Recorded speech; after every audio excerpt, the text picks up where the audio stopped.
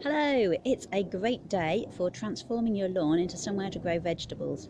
Now, for those of you who are lucky enough, like me, to have the resources, we can do that quite easily by using a technique called no dig, and we're going to be creating a bed to grow potatoes in.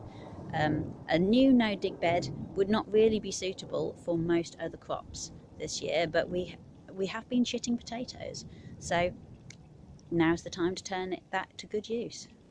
So right here I've got all the materials that I'm going to need to turn my patch of lawn into a no dig bed. You can see I've got rather a lot, and maybe you haven't got all of this stuff yourself, but we're going to be talking about how to get hold of it. So what you will need is some cardboard. No one's allowed out of their houses right at the moment, I'm quite well aware of that, but we are allowed out to go food shopping. So when you do go food shopping, you'll be able to pick up some cardboard boxes at your supermarket, particularly if you're using one of the German retailers, which do tend to have them lying around rather a lot. What we're going to do, we're going to use that cardboard to suppress the growth of the lawn grass. Next to that, I've got some lawn mowings. On top of the cardboard, we're going to be putting some mulch. And we've got lots of different options that we can use for mulch that are created in your own garden. So here we've got lawn mowings.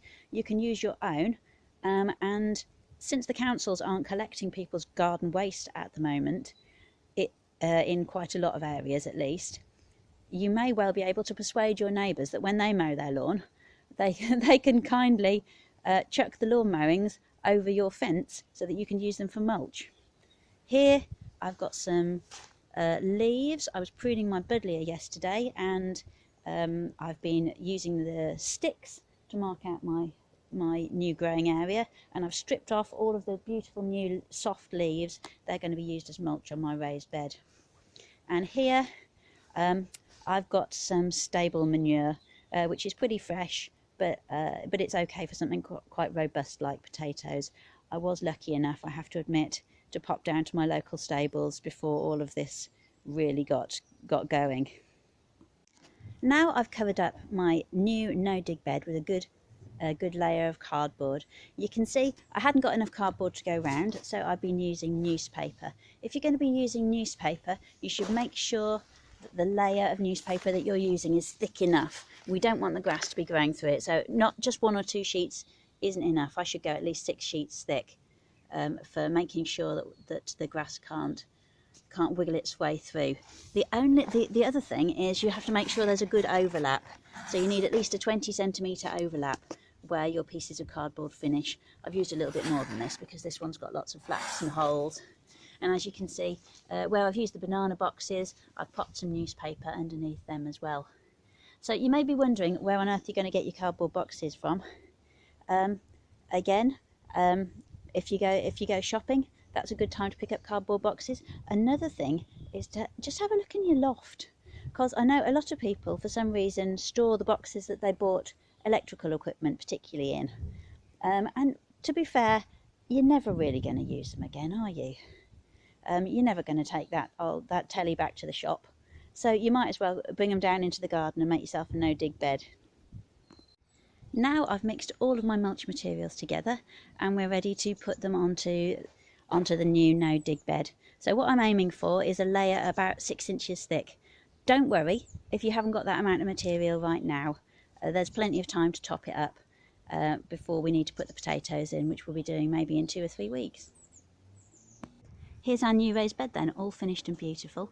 Now, if any of you are experienced gardeners, you'll probably be asking yourself, what on earth has she been using fresh stable manure on when she should be using well rotted? And what about all of that grass? Are we not going to have heat produced here that might burn the plants? So you're absolutely right.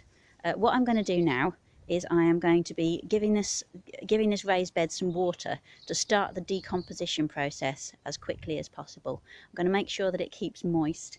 And by the time that we put the potatoes in a couple of weeks, there won't be too much heating up going on.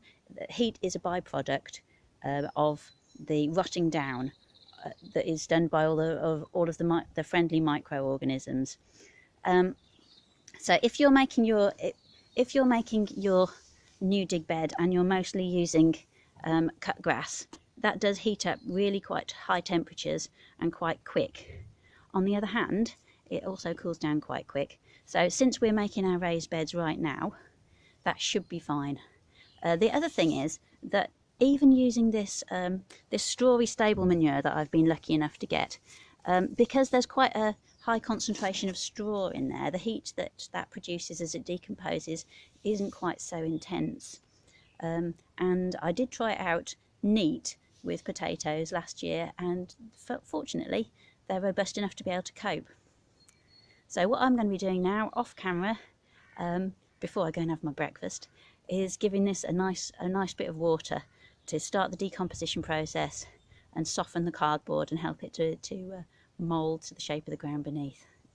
So that's all for this morning. I'm hoping to have time this afternoon to work on my other section of garden, which we're going to be turning into a traditional vegetable growing bed by removing the turf and using the turf and doing some actual proper back-breaking digging. Okay, I'll see you later.